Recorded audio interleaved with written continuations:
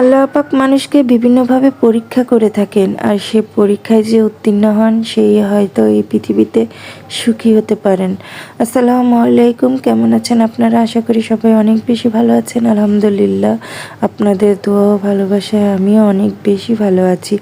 অনেকটা দিন হলো অনলাইনে জগতে নিয়ে আমি, তার কারণ হচ্ছে আমি অনেকটা অসুস্থ হয়ে গিয়েছিলাম। আর প্রথম রোজার সেহরি শুরু করব কি দিয়ে, সেই শুরু থেকেই দেখাচ্ছি আজকের আমার এই ভিডিও।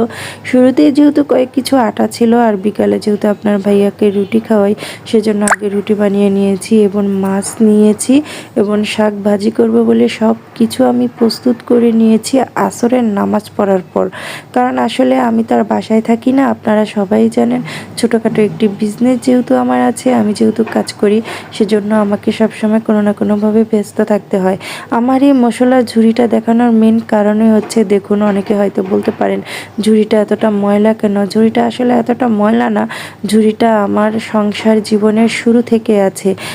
আমি আছে না, সম্পর্ক এবং জিনিসের মূল্যায়ন করতে জানি। আমি প্রত্যেকটা সম্পর্ককে যতটা মূল্যায়ন করি, ঠিক আমি আমার ব্যবহার করা জিনিসগুলোকেও ঠিক ততটা যত্ন সহকারে রাখি, যাতে সবগুলোকে আমি দেখাতে পারি। যাই হোক, নামাজ শেষ করে আসার পর দেখালাম আপনাদের, দেখুন কতটা অগুছানো। তারপরও তাড়াহুড়া করে নামাজটা আদায় করলাম, কারণ আমরা মুসলমান। সব কিছুতে আমাদেরকে একটা জিনিস মনে রাখতে হবে, আমাদের নামাজ কায়জা করলে চলবে না। তার উপর বান্ধবী উপরে ডাক দিল সাততলায় যাও খেতে যাওয়ার জন্য, সেখানেও চলে গেলাম। কারণ সব কিছুই আমি চেষ্টা করি সবসময় মেনটেন করে রাখার জন্য। আর শুরুতেই বললাম না, আল্লাহ পাক মানুষকে অনেক ধৈর্য দেখ, আমি মন থেকে দোয়া করি। কিন্তু হ্যাঁ, প্রতিটা পরীক্ষায় যে উত্তীর্ণ হবে সেই এই পৃথিবীতে সুখী থাকতে পারবে। হয়তো আমার ধৈর্য শক্তি অনেক অনেক অনেক কম, যে কারণে হয়তো সব কিছুর জন্য খুব বেশি আপসেট হয়ে পড়ি। সব কিছু শেষ করে দোকান থেকে রাতের 11টা বাজে চলে এসেছি এবং মাছগুলো ভেজে রেখে গিয়েছিলাম। আর দেখুন, শাকও রান্না করে ফেলেছিলাম। যাই হোক, এদিকে রান্না বসিয়ে এদিকে আমি তারাবি নামাজ পড়তে দাঁড়িয়ে যাব।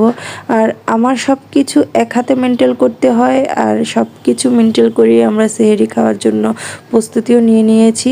যাক, আলহামদুলিল্লাহ, প্রথম রোজা অলরেডি 3টার উপরে বেজে গেছে। ভালো লাগছে, এখনও ভালো লাগছে। আমি দোয়া করি আল্লাহ পাক সবার মনের আশা পূর্ণ করুক। হয়তো দ্বিতীয় কোনো পর্বে আমি আমার অসুস্থতা বলতে পারবো।